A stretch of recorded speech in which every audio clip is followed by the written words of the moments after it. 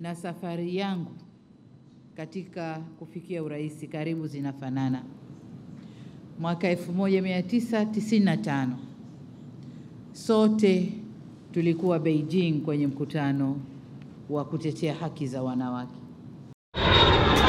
Jambo Entebbe, jambo Zanzibar. Air Tanzania inakuletea ruti mpya, yani Dar es Salaam moja kwa moja mpaka Entebbe, halafu Entebbe shwa mpaka Zanzibar, visiwa vya karafuu. Safari moja amazing, bei ni bomba kabisa. Dar to Entebbe ni kuanzia USD 159 tu. Entebbe to Zanzibar ni kuanzia USD 155 tu. Safiri kwa Rwanda uhakika kila Jumatatu, Ijumaa na Jumapili. Usikubali hadithi. Pakua Air Tanzania app au tembelea www.airtanzania.co.tz na ukate tiketi yako leo. Kwa mawasiliano zaidi piga +255 748 77 3900. Air Tanzania, the wings of Kilimanjaro. Mheshimiwa Rais akiwa rapporteur na mimi nikiwa ofisa wa kawaida niye kwenda kuzungumza na kusikiliza mambo ya utetezi wa haki za wanawake. Lakini kuanzia miaka ya 2005 mpaka 2010 somewhere hapo wote tulikuwa mawaziri wa utalii. Nakumbuka tulikutana na dada yangu Nandi Ndaitwah kule Netherlands kwenye mkutano mkuu wa utalii, lakini kila mmoja hamjui mwenziwe. Kuna picha za kumbukumbu zinaonesha, in some pictures anaonekana yuko pale na delegation kutoka Tanzania. Lakini pia katika safari zetu Mheshimiwa Nandi Ndaitwah amekuwa makamu wa rais kabla kuwa rais, na mimi pia nilikuwa makamu wa rais kabla kuwa rais. Lakini sote wawili tumekuwa wenye viti wa vyama vyetu wa kwanza wanawake toka vyama vyetu kuundwa. Kwa hiyo nimekutana na mtu ambaye nafanana naye sana kwenye safari yetu ya maisha hadi hapa tulipofika. Nimuombe Mwenyezi Mungu atupe umri mrefu tuendelee kulitumikia bara letu Afrika, lakini na nchi zetu pia. Lakini ndugu waandishi wa habari, katika mazungumzo yetu nimemshukuru tena Mheshimiwa Rais kwa kunipa heshima ya kushiriki na kuhutubia katika hafla ya kuapishwa kwake iliyoambatana na maadhimisho ya miaka 35 ya uhuru wa Jamhuri ya Namibia mwezi Machi mwaka huu. Ni ishara nyingine ya dhamira yake ya dhati ya kukuza uhusiano baina ya nchi zetu mbili. Katika maeneo ya ushirikiano, ndugu wanahabari, muda mfupi uliopita tumefanya mazungumzo na Mheshimiwa Rais na timu yake.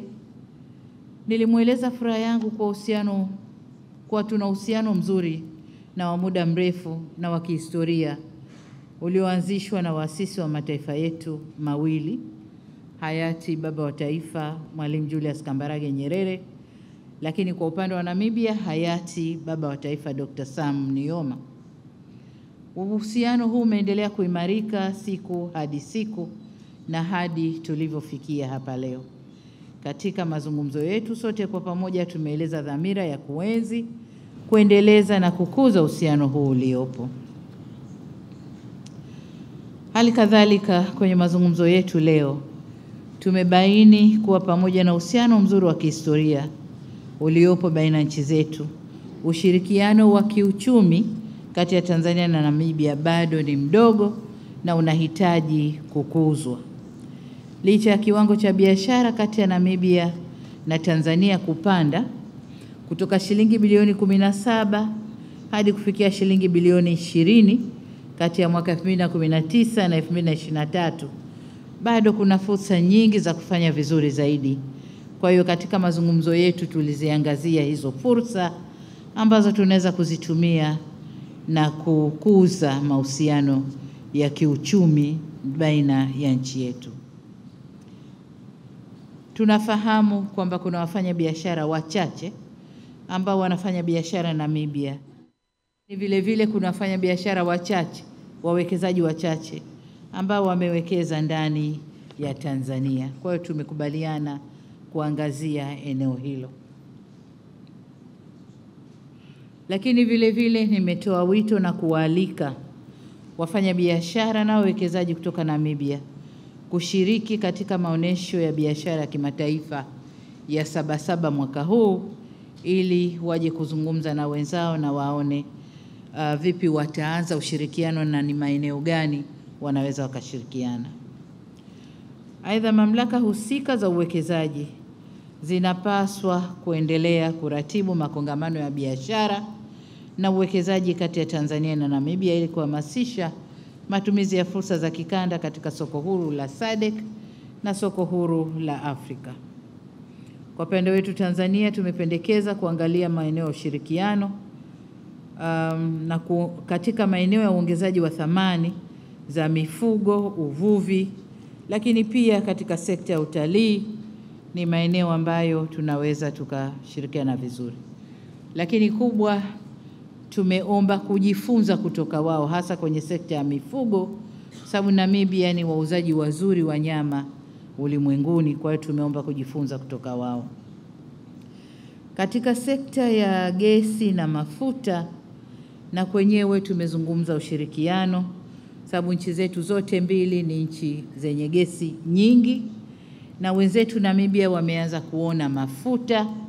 Kwa hiyo hilo pia ni eneo jingine mashirika yetu yanayoshughulika na gesi na mafuta yaweze kushirikiana na tuone jinsi tunavyoweza kufanya kazi kwa pamoja. Eneo jingine tulilozungumza ni uchumi wa buluu. Hakika sekta hii ina utajiri mkubwa katika kukuza uchumi ili kukabiliana na changamoto ya ukosefu wa ajira. Namibia ni moja ya nchi ya mfano barani Afrika inayoelezwa kuwa na matumizi bora ya utawala wa rasilimali za bahari, best practice in the utilization and governance of ocean resources. Hivyo nimemweleza Mheshimiwa Rais Nandi Ndaitwah kwa Tanzania ingependa kupata uzoefu kutoka Namibia katika eneo hilo la matumizi endelevu ya rasilimali za baharini. Lakini kwa upande mwingine tumezungumzia masuala ya utamaduni, na kama mnavyofahamu, lugha ni kiungo muhimu sana cha watu. Lugha zinaunganisha watu vizuri, na tulikumbushana kwamba tulitumia Kiswahili wakati wa mapambano ya kutafuta uhuru. Sasa tuendelee kutumia Kiswahili kuunganisha watu wetu katika kuleta uhuru wa uchumi au maendeleo ya kiuchumi. Lakini linalotutia moyo ni kwamba kule Namibia, Chuo Kikuu Huria cha Tanzania na chuo kimoja pale Namibia wamekubaliana kuanza chuo kinaitwa TIAMF, chuo cha Triumphant cha Namibia. Tumekubaliana kuanza kufundisha Kiswahili kupitia chuo hicho. Kwa hiyo kwa upande mwingine tumekubaliana kwamba na wenyewe waangalie uwezekano wa kukikuza Kiswahili, kwa sababu kwa sasa hivi Kiswahili kinatumika ndani ya Afrika Mashariki, ndani ya eneo la kusini mwa Afrika kwenye jumuiya zetu, lakini pia kwenye Umoja wa Afrika, na vile vile kimepata kutambuliwa na Umoja wa Mataifa. Kwa ni lugha ambayo hatuna budi kuikuza na kuitumia ipasavyo. Ndugu wanahabari, kwa upande wa kikanda na kimataifa, mbali na kukuza ushirikiano kupitia SADC, Umoja wa Afrika na Umoja wa Mataifa, tumeangalia eneo ambalo ni muhimu kwetu sote, masuala ya kukabiliana na mabadiliko ya tabia nchi, kwa sababu tumeona kwamba maeneo yetu haya tunapata aidha mvua nyingi, tunapata mafuriko, au jua kali na tunapata ukame. Kwa tumekubaliana kuangalia tushirikiane kwenye sekta zitakazotupa usalama wa chakula ndani ya nchi zetu. Tulihitimisha kwa kuombeana heri na kumtakia kila laheri katika kazi yake, lakini tuliahidiana kwamba safari hizi za kutembeleana hii sio ya mwisho. aendelee kuja na sisi tuende ili kukuza ushirikiano. Lakini katika tuliokubaliana kushirikiana, Mheshimiwa Rais ameniahidi ataleta timu ya mawaziri na wataalamu hivi karibuni kuja kuangalia mambo ambayo wao wangependa kujifunza kutoka Tanzania. Baada ya kusema hayo, sasa nimuombe Mheshimiwa Rais na yeye azungumze nanyi kwa yale maeneo ambayo mimi sikuyagusia. Mheshimiwa Rais, karibu sana.